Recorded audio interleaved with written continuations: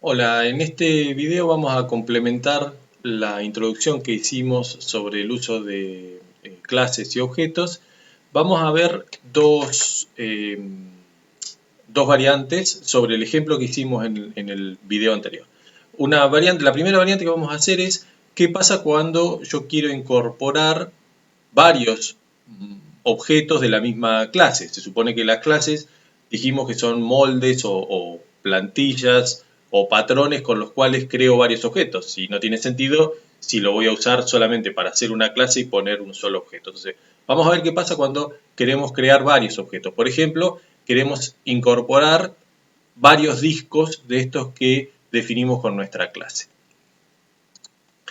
Entonces, nosotros teníamos la clase disco que lo que nos permite es generar un disco, un círculo, que va a tener inicialmente valores aleatorios, posiciones aleatorias de X e Y, pero todos los círculos se van a generar siempre con un diámetro de 50, y lo que va a hacer ese circulito es, a partir de que está creado, cuando le digamos que se mueva, va a cambiar su posición en X aleatoriamente, sumando hasta 10 unidades o menos 10 unidades, y cuando le digamos que se dibuje, lo que va a hacer es presentar un círculo en pantalla. Entonces, yo tenía una variable de 1 que había dicho que era del tipo disco. Bueno, si quiero tener otro, lo único que tengo que hacer es poner disco de 2, y así como inicialicé la variable de 1 creando un nuevo disco, voy a hacer lo mismo con la variable de 2. New disco. Entonces, bueno, ahora lo que tengo que hacer, es, si quiero que D2 haga lo mismo que D1, es decir, que primero calcule su movimiento y después se mueva, se dibuje, entonces, bueno, lo único que tengo que hacer es poner acá abajo D2, mover, y D2, dibujar. Acá es importante tener claro que en cada caso lo que Processing va a hacer es utilizar los datos que correspondan a ese objeto al que se está tratando de invocar sus funciones. Es decir, cuando yo digo D1.mover, lo que hace es ir a buscar los valores de la variable X e Y de D1 y modificarlos con la cuenta que está en la clase, digamos, va a la clase y dice qué tengo que hacer. Cuando me dice mover, ¿qué tengo que hacer? Va al código de la clase, que está escrito una sola vez en el programa, y dice, lo que tengo que hacer es, al valor que tenga de X, le sumo un valor aleatorio entre menos 10 y 10. Cuando le dicen D2 mover, va a buscar los valores que tienen las variables de D2, ¿sí? Y va a hacer lo que diga la clase. Y lo mismo con dibujar. Entonces, si yo ejecuto esto, me faltó un punto y coma. Si yo ejecuto esto, lo que termina pasando es que aparecen dos círculos, dos discos, que están en cada ciclo moviéndose y dibujándose, y entonces, bueno, van desplazándose aleatoriamente. ¿Sí? Bien. Esta es una alternativa. Si quisiera hacer más funciones, bueno, es lo mismo. Tendría más variables, o incluso puedo generar un montón de discos metiéndolos adentro de un array, por ejemplo.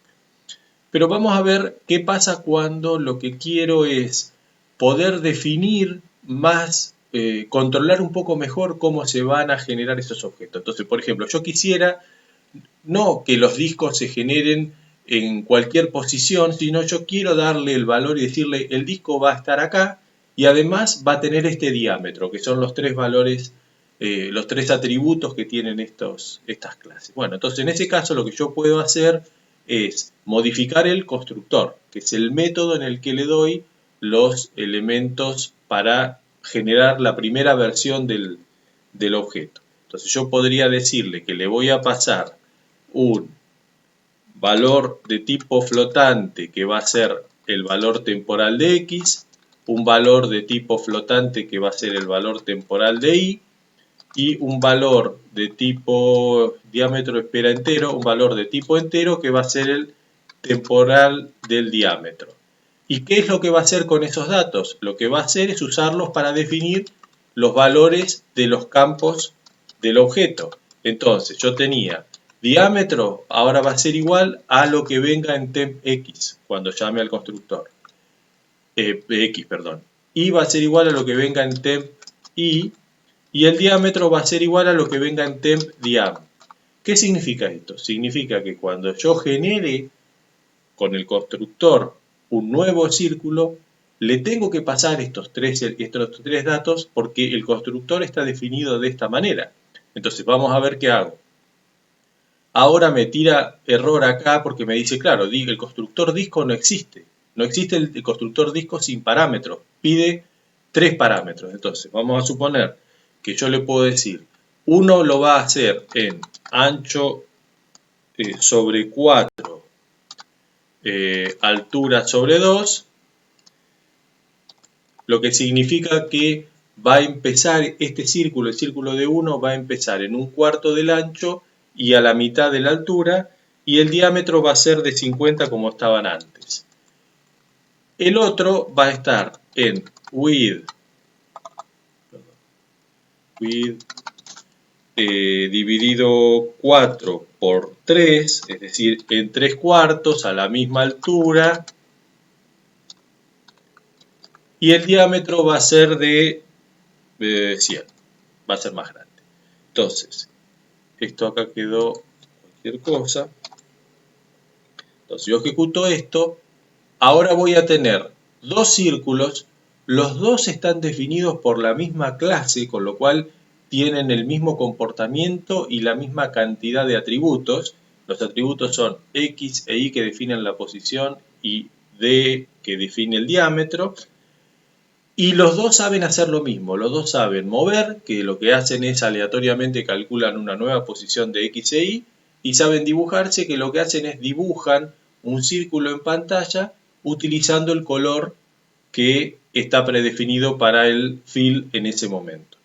Una variable podría ser incorporarle a la clase que defina un color aleatorio cuando se genera o que se le pueda pasar en el constructor el valor del color. Para eso deberíamos generar un campo más en la clase, que sea el color, y agregar un dato más a la llamada al constructor para que ese valor temporal que se recibe sea asignado el color y siempre que se dibuje con ese color, para lo cual va a haber que modificar también el método dibujar para que utilice el color de relleno del que